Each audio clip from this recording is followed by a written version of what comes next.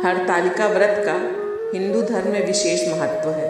भाद्रपद मास के शुक्ल पक्ष के हस्त नक्षत्र तृतीया के दिन इस व्रत को किया जाता है। इसे कजरी तीज भी कहते हैं। इस व्रत को करना भी किसी तपस्या से कम नहीं है।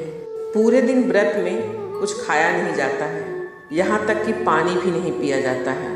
अगले दिन पारण करने के बाद ही कुछ खाना पीना चाहिए। इस व्रत का पारण अगले दिन किया जाता है। व्रत के दिन शाम को कथा और पूजा करने के बाद जल आदि ग्रहण कर सकते हैं। हरतालिका का व्रत करने वाली स्त्रियां पूरा श्रृंगार करके पूजा और कथा सुनती हैं। इस व्रत में शाम को पूजा करना और कथा सुनने का प्रावधान है। हरतालिका तीज का व्रत पूर्ण रूप से माता पार्वती और भगवान शिव से जुड़ा हुआ है। कैसे माता पार्वती ने तपस्या करके भगवान शिव को अपने पति के रूप में मांग लिया था। माना जाता है कि माता पार्वती 107 जन्मों से भगवान शिव को प्राप्त करने के लिए तपस्या कर रही थी और 108वें जन्म में तीज के दिन ही माता पार्वती ने भगवान शिव को अपने पति के रूप में पाया था। इस व्रत में कथा को सुनने का विशेष महत्व है। शाम को पूजा कर कथा सुनी जाती है और फिर रात में जागरण किया जाता है। इस व्रत में भगवान शिव की मिट्टी की मूर्ति बना करके पूजा की जाती है और दूसरे दिन उसको विसर्जित कर दिया जाता है। माता पार्वती को श्रृंगार का सामान अर्पित किया जाता है।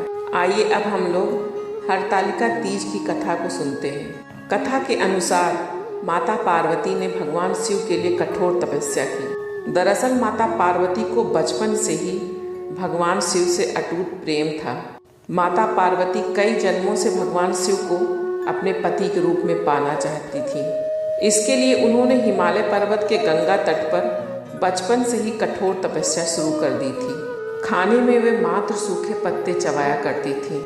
माता पार्वती की ऐसी हालत को देखकर उनके माता पिता बहुत दुखी हो गए थे। एक दिन देवर्षि नारद भगवान विष्णु की तरफ से पार्वती के विवाह के लिए प्रस्ताव लेकर उनके पिता के पास गए। माता पार्वती के माता पिता को उनके इस प्रस्ताव से बहुत खुशी हुई। उसके बाद उन्होंने इस प्रस्ताव के बारे में माता पार्वती को बताया। माता पार्वती इस समाचार को पाकर बहुत दुखी हुई, क्योंकि वे अपने मन में भगवान शिव को अपना पति मान चुकी थी।